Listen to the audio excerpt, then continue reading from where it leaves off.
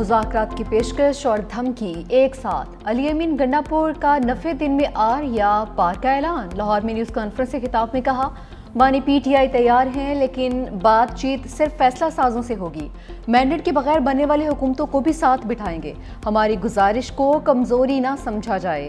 علی امین گنڈاپور کے مولانا فضل الرحمان پر بھی تنقیدی وار، مولانا فضل الرحمان کو منافق آدمی قرار دے دیا، کہا کہ وہ ابھی بھی اندر سے اسٹیبلشمنٹ کے ساتھ ملا ہوا ہے، کہا کہ میرے بھائی کے خلاف الیکشن جیت کر دکھائیں، مولانا فضل الرحمان نہ جیت سکے تو سیاست چھوڑ دیں۔ مولانا کہتے ہیں کہ ہمارا مینڈیٹ جعلی ہے، مولانا تو خود فارم 47 سے جیت کر آئے ہیں۔ اسٹیبلشمنٹ کسی سیاسی عمل میں نہیں آنا چاہتی، پی ٹی آئی کو مذاکرات کرنے ہیں تو اسپیکر کی میز پر لوٹنا ہوگا۔ وزیر مملکت برائے داخلہ طلال چودھری کی فیصل آباد میں پریس کانفرنس، کہا پی ٹی آئی والے دن میں بڑھ کے مارتے ہیں، شام میں پچھلے دروازوں سے منتیں کرتے ہیں، کسی سے این آر او پر بات نہیں ہو سکتی، سیاسی جماعتوں کو اختلافات بالائے طاق رکھ کر متحد ہو کر سیکیورٹی فورسز کے شانہ بشانہ ہونا چاہیے۔ بولے بھارتی پراکسیز بلوچستان میں پنجابیوں کے خلاف بیانیاں بنا رہے ہیں، کہا کہ یوپ میں مرنے والے پنجابی نہیں پاکستانی ہیں۔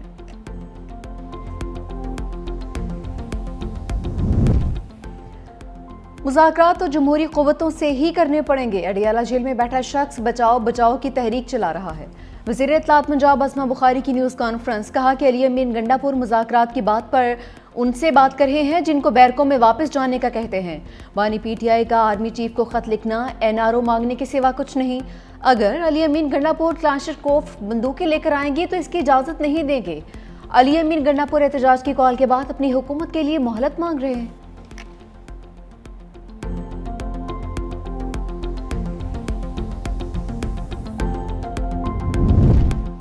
علی امین گنڈاپور 3 میں ہے نہ 13 میں، کے پی حکومت ڈنڈے کے زور سے بنی ہے۔ جے یو آئی حافظ حمداللہ کا وزیر اعلیٰ کے پی کے بیان پر شدید رد عمل، کہا صوبہ جل رہا ہے اور گنڈاپور لاؤ لشکر کے ساتھ پنجاب فتح کرنے کے لیے نکلے ہیں۔ مولانا فضل الرحمان کو فارم 47 کا بینیفیشری کہنے والے بتائیں، آپ کس کے این او سی پر وزیر اعلیٰ بنے ہیں؟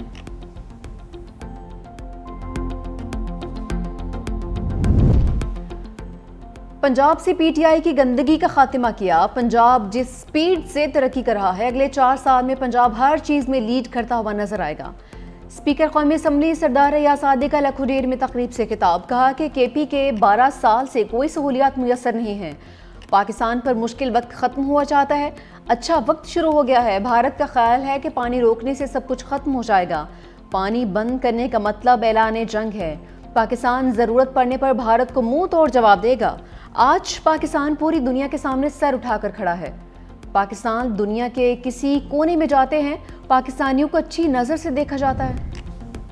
بانی پی ٹی آئی کے بیٹوں نے قانون ہاتھ میں لیا تو گرفتاری ہوگی، پشاور میں میڈیا سے گفتگو کرتے ہوئے فیصل کریم کنڈی نے کہا، تحریک چلانا سب کا حق ہے لیکن احتجاج آئین اور قانون کے دائرے میں ہونا چاہیے۔ سینٹ کا الیکشن ہمارے لیے ٹرائل ہے، سینٹ انتخاب کے بعد عدم اعتماد کے بارے میں سوچیں گے، کوشش ہوگی کے پی سے سینٹ کی 5 سیٹیں نکال لیں۔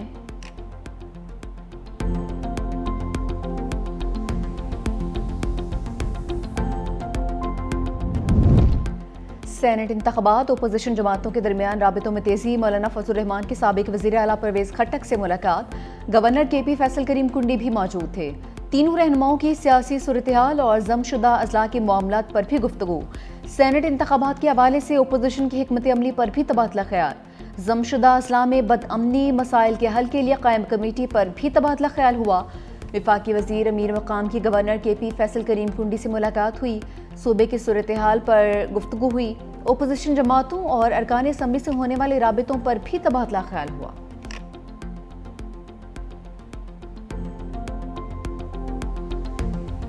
ہماری جو میٹنگز ہیں وہ جاری ہیں، ابھی ہمارا کسی نقطے پہ نہ کوئی اس طرح کا اتفاق ہوا ہے، اسپیکر صاحب خود بیٹھے ہیں، ہمارے اپنے اپنے سٹیک ہیں، 2 سیاسی پارٹیز ہیں، اس میں آپ دیکھیں کہ انشاءاللہ دعا کریں کہ اللہ کرے کوئی اچھا نتیجہ نکل آئے۔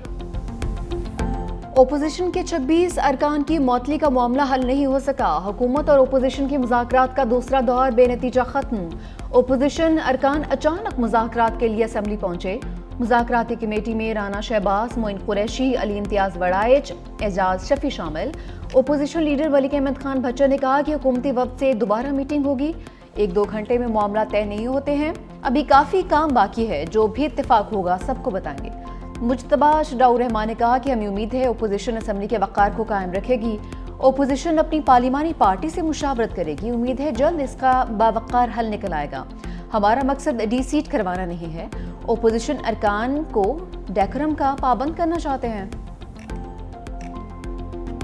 ابھی کچھ چیزیں فائنلائز نہیں ہوئی ہیں، ہم پولیٹیکل لوگ ہیں، ہم سیاسی ورکر ہیں، اسمبلی کی عزت و وقار کو مجروح نہیں ہونا چاہیے، اس چیز پہ ہم نے ان سے بات کی ہے۔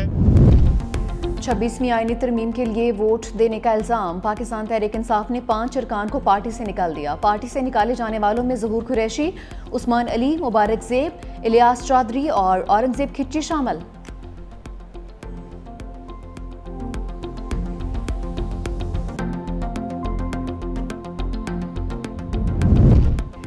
You N secretary general Antonio Guterres کا نائب وزیر اعظم اسحاق ڈار سے ٹیلی فونک رابطہ، اسحاق ڈار کا عالمی امن و سلامتی اور تنازعات کے حل کے لیے پاکستان کے مضبوط عزم کا اعادہ۔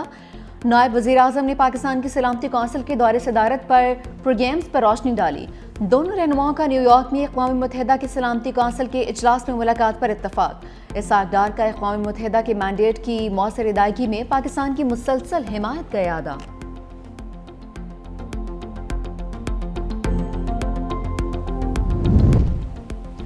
وزیر خارجہ اسحاق ڈار 3 روزہ دورے پر آج چین جائیں گے، ایس سی او وزراء خارجہ کے کونسل اجلاس میں شرکت کریں گے۔ اجلاس آج سے 16 جولائی تک ہوگا۔ ترجمان دفتر خارجہ کے مطابق اجلاس میں عالمی مسائل سمیت خارجہ اور سیکیورٹی پالیسی پر بات ہوگی۔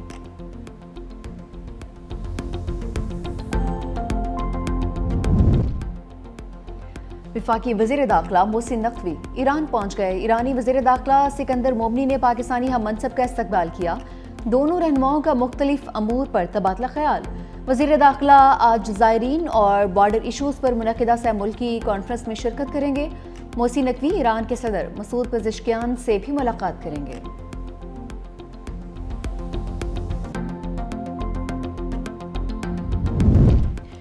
آئی ایم ایف نے پاکستان میں اقتصادی استحکام کی رفتار حوصلہ افزا قرار دے دی۔ ایس ڈی پی آئی میں مالی اور زرعی پالیسی عالمی اداروں کے کردار بارے مکالمے میں پاکستان میں آئی ایم ایف نمائندہ ماہر بینکی کا اظہار خیال۔ کہا کہ پاکستان نے ای ایف ایف پروگرام کے تحت مضبوط کارکردگی دکھائی ہے۔ ساختی اصلاحات معیشت کی طویل المدتی پائیداری کے لیے ناگزیر ہیں۔ مئی 2025 کا پہلا جائزہ کامیابی سے مکمل ہونا ہم سنگ میل تھا۔ بیرونی چیلنجز کے باوجود میکرو اکنامک استحکام میں پیش رفت جاری ہے۔ ماہر بینکی کی ماحولیاتی اصلاحات میں پاکستان کی پیش رفت پر تعریف۔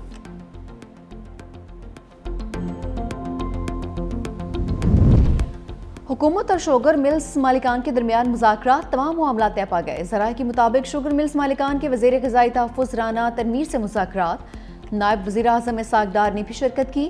مذاکرات میں چینی کا ایکس مل ریٹ 165 روپے کرنے پر اتفاق۔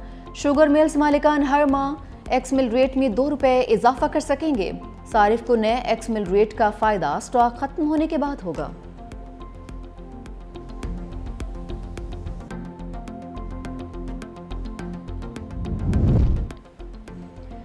وفاقی حکومت سندھ کے سولر اور ونڈ پاور منصوبوں کی مخالفت بند کرے۔ سندھ کی متبادل توانائی کے منصوبوں کی راہ میں حائل رکاوٹیں دور کی جائیں۔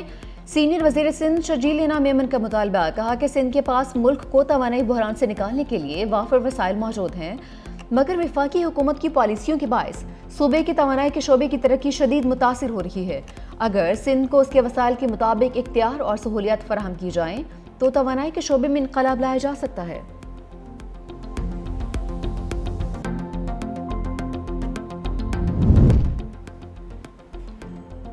وفاقی حکومت کا ایف سی کو ملک گیر فیڈرل فورس میں تبدیل کرنے کا فیصلہ، 4 صوبوں اسلام آباد، آزاد کشمیر، گلگت بلتستان میں کام کرنے کا اختیار دیا جائے گا۔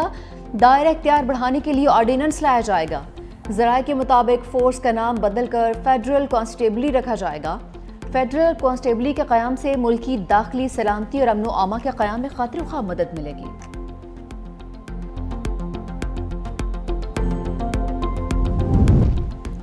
دریائے سندھ میں پانی کی سطح میں مسلسل اضافہ، گھوٹکی میں 3 خواتین دریا میں ڈوب کر جاں بحق، تینوں خواتین کا تعلق ایک ہی خاندان سے ہے۔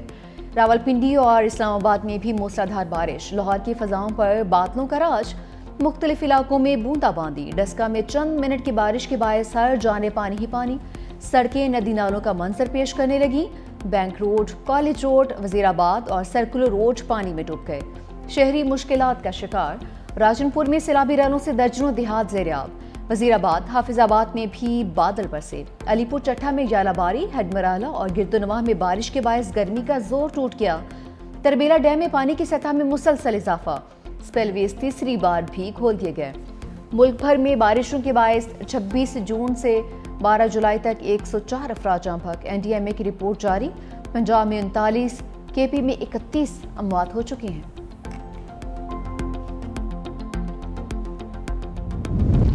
امریکہ کی جانب سے اسرائیل کو تسلیم کرنے کا کوئی دباؤ نہیں، امریکہ میں پاکستانی سفیر رضوان سعید شیخ کا ڈیلاس میں تقریب سے خطاب، کہا کہ اسرائیل سے متعلق ہماری پالیسی قائد اعظم کے نظریات کے مطابق ہے، پاک امریکہ تعلقات بہتری کی جانب گامزن ہیں، کرپٹو کرنسی میں سرمایہ کاری کے لیے پاکستان کے پاس بجلی وافر موجود ہے۔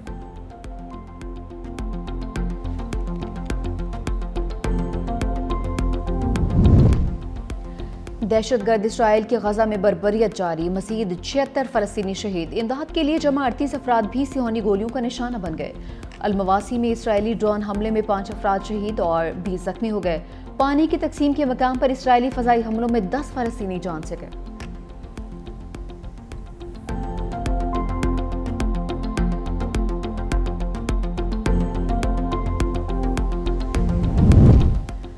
لندن میں ساؤتھ اینڈ ایئرپورٹ پر چھوٹا طیارہ گر کر تباہ، برطانوی میڈیا کے مطابق طیارہ نیدرلینڈز جا رہا تھا، ٹیک آف کے فوری بعد گر کر تباہ ہو گیا، ایئرپورٹ کی پروازیں معطل، جانی نقصان کے بارے میں نہیں بتایا گیا۔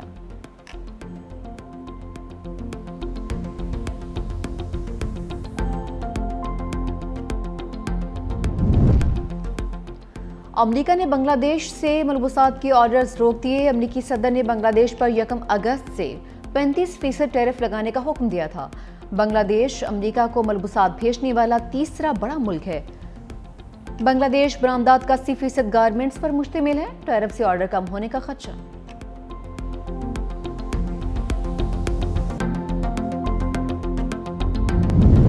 کم سن پاکستانی کوہ پیما سلینا خواجہ نے 6040 میٹر بلند چوٹی خسرگنگ سر کر لی۔ سلینا خواجہ نے اپنے والد یوسف خواجہ کے ہمراہ چوٹی سر کی ہے، باپ بیٹی بغیر کسی مدد اور پوٹر کے الپائن سٹائل میں چوٹی سر کرنے والے پہلے کوہ پیما بن گئے۔